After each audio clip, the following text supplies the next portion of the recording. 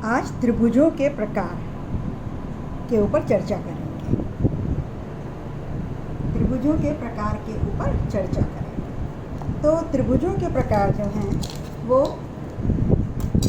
भुजाओं के आधार पर 3 प्रकार के हैं। क्या है? समबाहु त्रिभुज, समद्विबाहु त्रिभुज और विषम बाहु त्रिभुज। देखिए, तो समबाहु त्रिभुज ऐसा त्रिभुज जिसकी तीनों भुजाओं की लंबाई एक समान होती है, समबाहु त्रिभुज कहलाता है।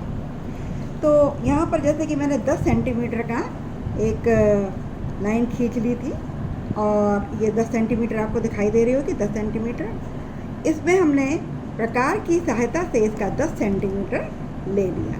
यहाँ ये 10 दिखाई दे रहा है और ये 0, और इससे हमने क्या कहते हैं, ये आर्क लगा दिया, इसके ऊपर रख कर ये आर्क लगा दिया। ये आपका आ गया 10 सेंटीमीटर की, ठीक है। और इसी तरह से यहाँ पर भी ये एक आर्क लगा दिया, ये आ गया पूरा 10 सेंटीमीटर, ठीक। तो ये आपके ये भी 10 सेंटीमीटर हो गया, ये भी 10 सेंटीमीटर हो गया और ये भी 10 सेंटीमीटर। तीनों भुजाएं इसके समान है, समबाहु त्रिभुज। फिर आता है समद्विबाहु त्रिभुज। तो ऐसा त्रिभुज जिसकी 2 भुजाओं की लंबाई समान होती है, समद्विबाहु त्रिभुज कहलाता है। यहाँ पर देखिए, मैंने ये 10 सेंटीमीटर का लिया है आधार, ये 10 सेंटीमीटर का है, और ये हमने 12 सेंटीमीटर का ले लिया है। इसमें हमने 12 सेंटीमीटर का, यहाँ से ये 12 सेंटीमीटर का हमने आर्क लगाया है दोनों, यानी कि इसके लिए दोनों आर्क जो हैं वो समान होंगे। हमने 12 सेंटीमीटर का ले लिया और यहाँ से ये 12 सेंटीमीटर ये आर्क लगा दिया एक, ये, और इसके एक दूसरे छोर से ये 12 सेंटीमीटर का आर्क लगा दिया। जहाँ पर कटा बिंदु एक दूसरे को काटते हैं आर्क, वहाँ उस बिंदु से इसके एक छोर को और दूसरे छोर को मिला दें। ये हो गया समद्विबाहु, यानी कि दोनों भुजाएं, 2 भुजाएं समान हैं, 12 सेंटीमीटर 12। फिर है विषम बाहु त्रिभुज। विषम बाहु त्रिभुज जैसा कि नाम से ही आपको पता है कि तीनों भुजाओं की अलग अलग होंगी, तीनों भुजाओं की लंबाई अलग है। ये 10 है, ये 11 है, ये 12 सेंटीमीटर। तो ये हमने 10 सेंटीमीटर लिया है, आपको दिखाई दे रहा है ये 10 सेंटीमीटर। और यहाँ पे इसी तरह से हमने आर्क लगाया था, ये हमने आर्क लगाया, ये 11 सेंटीमीटर का आर्क लगाया, और ये आपको 14 सेंटीमीटर का हमने ये आर्क लगाया है। तो ये आपका हो गया विषम बाहु त्रिभुज, यानी कि तीनों भुजाएं अलग अलग। अब ये तो भुजाओं के आधार पर हो गए। इसके बाद त्रिभुज कोणों के आधार पर है। कोणों के आधार पर सबसे पहला जो कोणों के आधार पर है, तीनों त्रिभुज आपको दिखाई दे रहे होंगे। ये है न्यून कोण, यानी कि न्यून कोण त्रिभुज।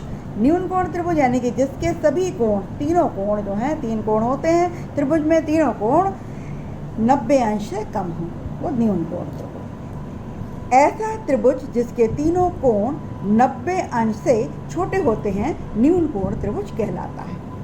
तो यहाँ पर आपको दिखाई दे रहा होगा, इस चांदी की सहायता से हम आपको दिखा दें।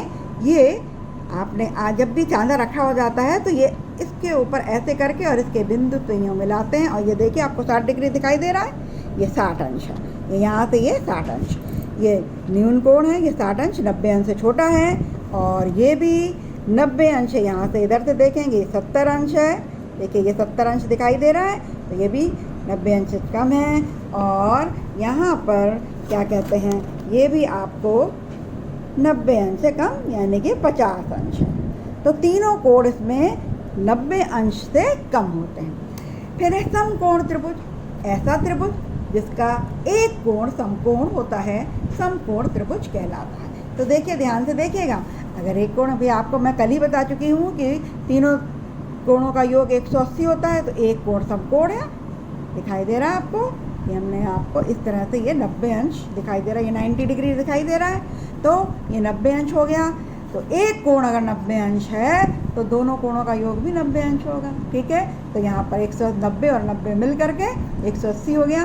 तो ऐसा त्रिभुज समकोण त्रिभुज कहलाता है। इसके बाद मैं आपको दिखा रही हूँ अधिक कोण त्रिभुज। ऐसा त्रिभुज जिसका एक कोण 90 अंश से अधिक होता है, वह अधिक कोण त्रिभुज कहलाता है। ध्यान से देखिएगा, यहाँ पर ये अपना प्रकार लिया।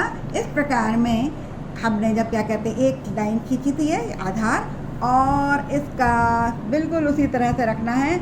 और ध्यान से देखिए, ये 120 आ रहा है, ये 120 आ रहा है, दिखाई दे रहा है। ये किससे 90 अंश से अधिक है, ठीक है। तो 90 अंश से अधिक है। तो आपको मैंने त्रिभुजों के प्रकार बताए।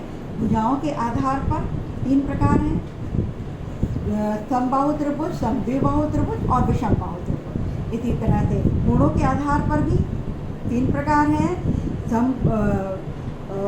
न्यून कोण त्रिभुज, समकोण त्रिभुज और क्या कहते हैं, अधिक कोण त्रिभुज। ठीक।